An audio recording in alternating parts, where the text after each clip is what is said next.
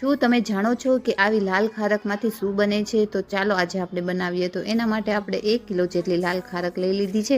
એકદમ ફ્રેશ ખારક લીધી છે. સારી એવી ધોઈ લઈશું. એક પ્લેટમાં એને કાઢી લઈશું. હવે આપણે એક કુકર લઈ લેવાનું છે. એની અંદર એક કાંઠો મૂકી દઈશું અને 2 થી 2.5 ગ્લાસ જેટલું આની અંદર આપણે પાણી રાખી દઈશું. એક નાની પ્લેટ મૂકી દઈશું અને જે ખારક આપણે રાખી છે તેને બધાને આની અંદર આ રીતે મૂકી દેવાની છે.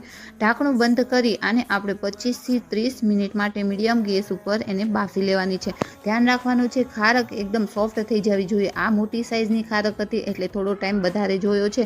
નાની સાઇઝની હોય તો તમારે એકદમ સોફ્ટ થઈ જાય ને ત્યાં સુધી ખારકને એકદમ સારી એવી બાફી લેવાની છે. તો તમે જોઈ શકો છો કલર પણ એકદમ ચેન્જ થઈ ગયો છે અને ખારક પણ એકદમ સોફ્ટ થઈ ગઈ છે. હવે આપણે એકદમ સારી એવી એકદમ ઠંડી થઈ જાય ને ત્યાં સુધી એને ઠંડી થવા દઈશું અને ત્યારબાદ તમે જોઈ શકો છો કે ઠંડી થઈ ગઈ છે ને ત્યાં ઉપર એની કડચલી વળી ગઈ છે. હવે મારે ખાસ ધ્યાન રાખવાનું છે કે ઠંડી થઈ ગયા બાદ જ તમારે આ સ્ટેપ કરવાનો છે. તો બધી જ ખારકને આપણે આ રીતે એર ફ્રાયમાં રાખી 80 થી 85 ડિગ્રીમાં તમારે 1 થી 1.5 કલાક માટે આને રાખી દેવાનું છે. વચ્ચે 1 થી 2 વખત એને ફેરવવાનું રહેશે. તો ઘરે જ તમે એકદમ ફ્રેશ ખજૂર બનાવીને તૈયાર કરી દેશો. અને જો તમારી પાસે એર ફ્રાય ન હોય તો તમે આને તડકે પણ 5 થી 6 દિવસ માટે સૂકવી દેશો ને તો એકદમ તાજો અને એકદમ મીઠો ખજૂર બની જશે. તો આજનો મારો આ વિડીયો તમને થોડો પણ ગમ્યો હોય ને તો એક લાઇક અને ફોલો કરવાનું ભૂલશો નહીં. જે તમને બનાવી દે તેની સાથે ચોક્કસથી શેર કરજો.